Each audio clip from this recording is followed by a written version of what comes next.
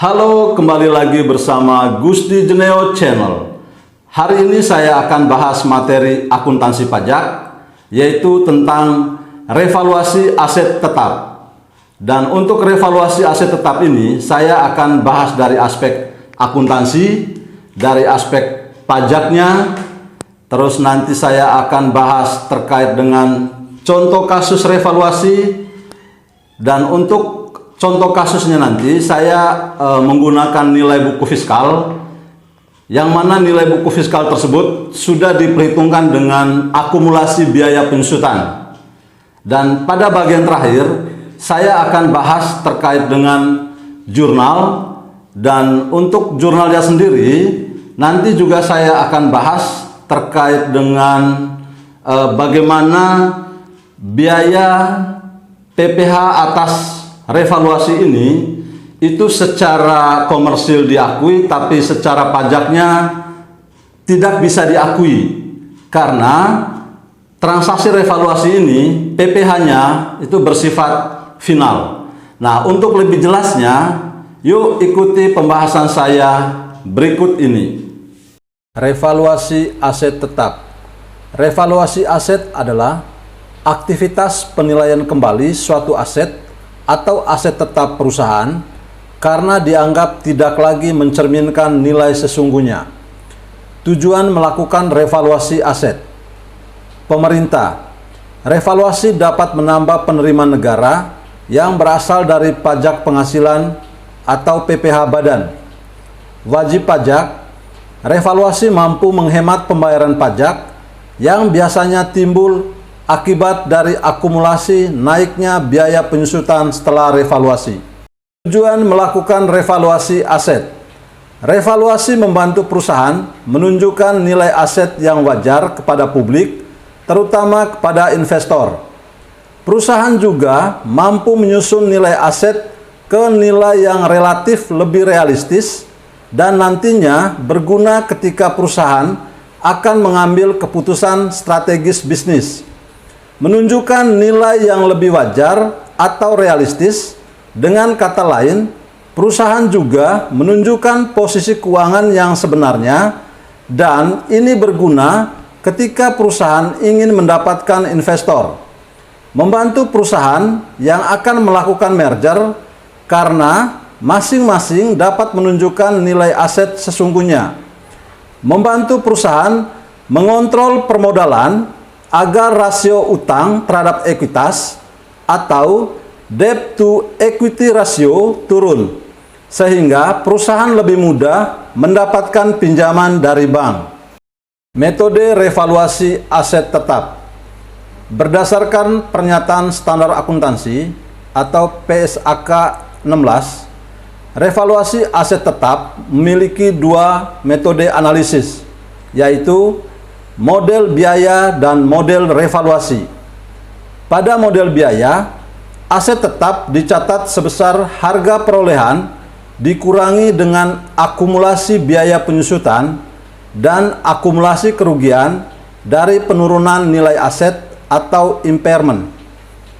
Biaya penyusutan ini dikumpulkan ke akun terpisah dan digunakan untuk mengidentifikasi nilai buku bersih pada suatu periode tertentu. Sedangkan pada model revaluasi, aset dicatat sebesar nilai wajar atau fair value yang diukur secara andal dengan cara mengurangi nilai wajar pada tanggal revaluasi dikurangi akumulasi biaya penyusutan dan impairment yang terjadi setelah tanggal revaluasi. Revaluasi aset tetap menurut ketentuan perpajakan. PMK nomor 79, PMK 03 tahun 2009, perubahan PMK 191, PMK 010 tahun 2015, dan per 37 PJ tahun 2015. Meningkatkan nilai perusahaan sehingga memudahkan perusahaan dalam proses pencarian dana, baik melalui pinjaman maupun penjualan saham. Meningkatkan biaya penyusutan aset tetap di masa mendatang.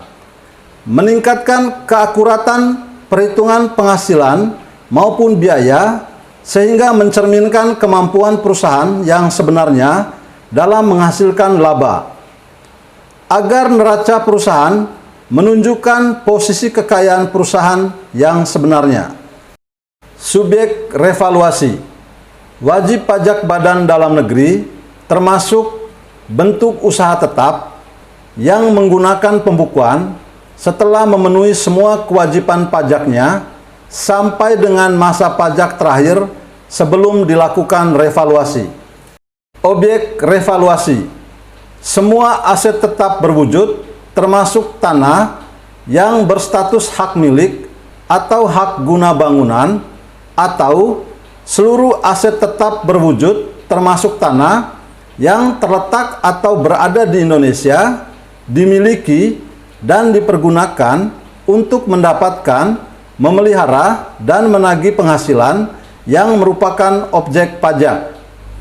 Penilaian kembali dapat dilakukan setelah lewat jangka waktu 5 tahun, terhitung sejak penilaian kembali aset tetap perusahaan terakhir yang dilakukan berdasarkan Peraturan Menteri Keuangan.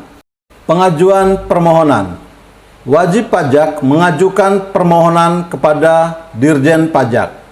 Dirjen Pajak diberi wewenang untuk menerbitkan surat keputusan penilaian kembali aset tetap perusahaan atas permohonan wajib pajak.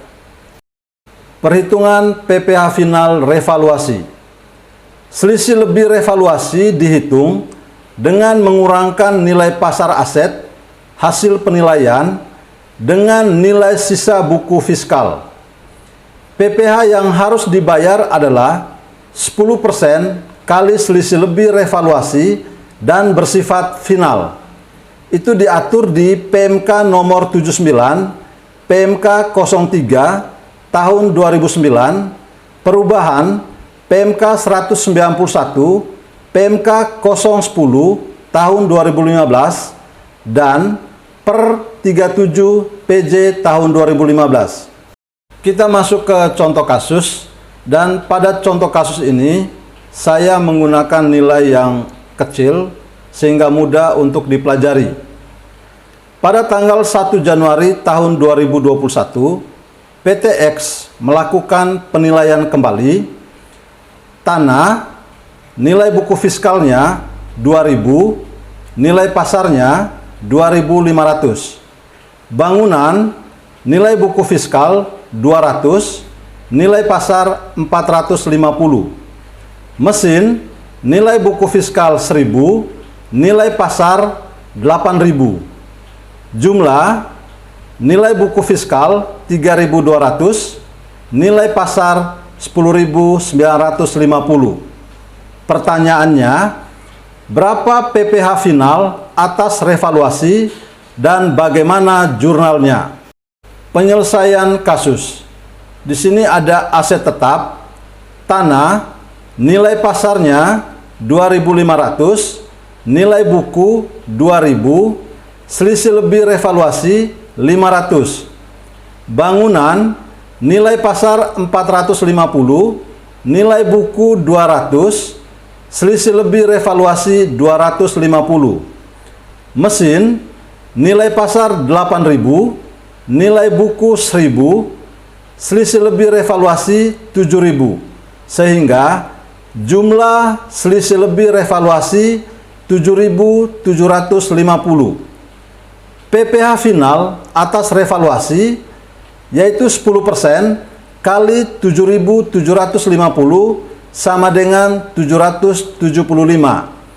Dan PPh final ini tidak dapat dikreditkan.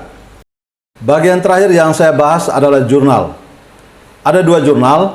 Yang pertama, jurnal saat revaluasi. Debit, tanah setelah revaluasi 2.500, bangunan setelah revaluasi 450, mesin setelah revaluasi 8.000, beban PPh final revaluasi 775.